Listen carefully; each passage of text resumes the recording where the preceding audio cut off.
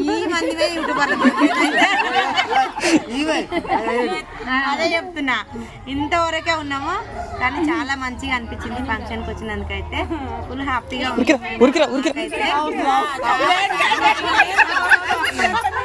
నేను కూడా ఒక యూట్యూబర్నే అని ఓకేనా. రాజేష్ గారు కూడా ఉరికొస్తుంది, ఎట్రుకు వస్తుంది అంటే ఏం మిస్ అయిపోతానేమో అనుకున్నా.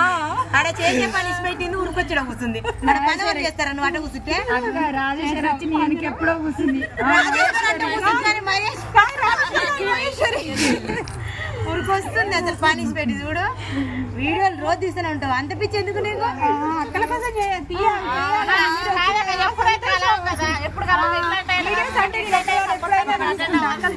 కదా.